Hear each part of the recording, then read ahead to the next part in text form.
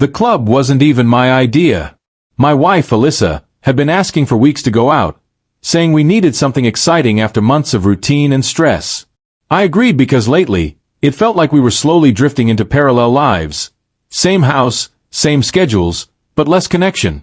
I thought maybe one night together would help. She spent hours getting ready, trying on dresses, redoing makeup twice, checking herself in the mirror with unusual excitement.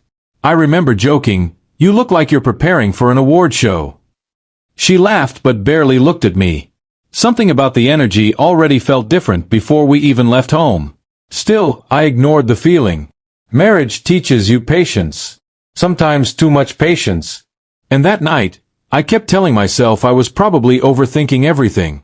The club was loud, crowded, and packed with people chasing attention in every direction. Alyssa seemed completely in her element immediately. She laughed louder, moved through the crowd effortlessly, and somehow became more animated than I'd seen her in months. At first, everything felt normal. We danced a little, shared drinks, joked around. But after an hour, things shifted. A guy near the bar started talking to her while I stood only a few feet away. At first, I assumed it was harmless, just casual conversation. But the conversation kept going. Then came longer laughs, casual touches on the arm, familiar energy that didn't sit right. What unsettled me most wasn't him. It was her. She wasn't shutting it down. If anything, she seemed entertained by it. I stayed calm and watched quietly. Not because I didn't care, but because public scenes rarely solve private problems. A few minutes later, I walked closer just in time to hear him joking about stealing her for the dance floor. Instead of correcting him, Alyssa laughed and lightly touched his shoulder. "Careful," she joked. "You're getting confident." The guy grinned wider. I stood there long enough for her to notice me. She glanced at me briefly, then turned back toward him like I had interrupted something instead of standing there as her husband. That moment landed harder than I expected. Not jealousy exactly. Something quieter. Disrespect. Like my presence had become optional in a room full of strangers. The next 20 minutes felt longer than they should have. I watched her laugh while this guy leaned in closer, talking like they had known each other for years. At one point, one of her friends awkwardly glanced at me, clearly noticing the situation but unsure what to say.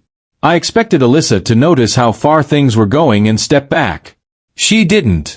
In fact, when the guy offered to buy her another drink, she smiled and accepted without even looking in my direction. Somewhere inside me, frustration should have exploded. But strangely, it didn't. Instead, something became very clear. You can't force respect. And the moment you start begging for it, you lose more of yourself than the relationship can afford. I didn't interrupt. Didn't argue. Didn't confront the guy. Because honestly, he wasn't the problem. He didn't owe me loyalty. My wife did. So instead of reacting emotionally, I quietly pulled out my phone and booked myself a ride home.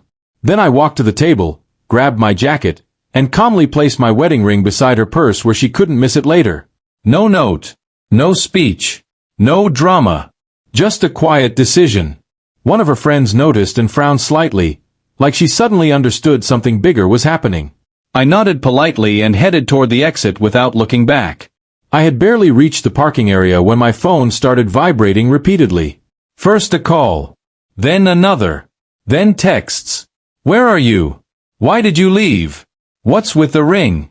I didn't answer immediately.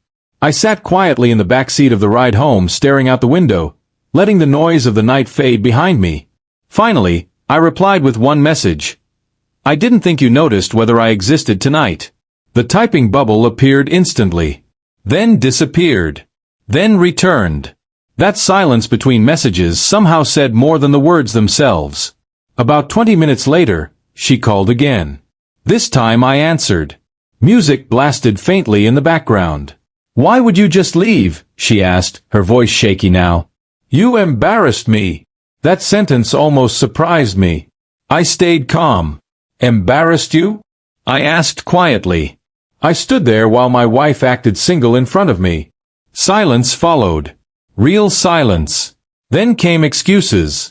"It wasn't like that. You're overreacting. We were just joking around." But jokes stop feeling harmless when respect disappears. And deep down, I think she knew exactly why I left. When she finally got home hours later, she looked nothing like the confident woman laughing in the club earlier. She looked unsettled. Nervous. "Are you seriously this upset?" she asked quietly. I looked at her calmly and said the one thing that finally made the reality sink in. "I stopped competing for attention in my own marriage tonight." That sentence landed harder than yelling ever could have. Her face changed instantly. "That's not fair," she whispered. Maybe it wasn't. But neither was standing invisible while someone else enjoyed what should have been basic respect. The next few weeks were uncomfortable. Hard conversations followed.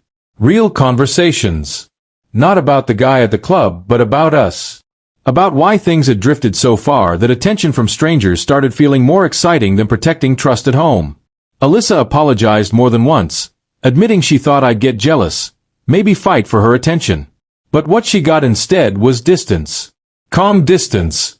And somehow, that affected her more than anger ever could have. That night didn't destroy our marriage, but it changed it permanently. Because sometimes the loudest moment isn't the confrontation. It's the silence after someone quietly reaches their limit. I never screamed in that club. Never threatened anyone. Never made a scene. I simply walked away from disrespect instead of arguing with it. And according to Alyssa, watching me leave without a word hurt more than any fight she imagined we'd have.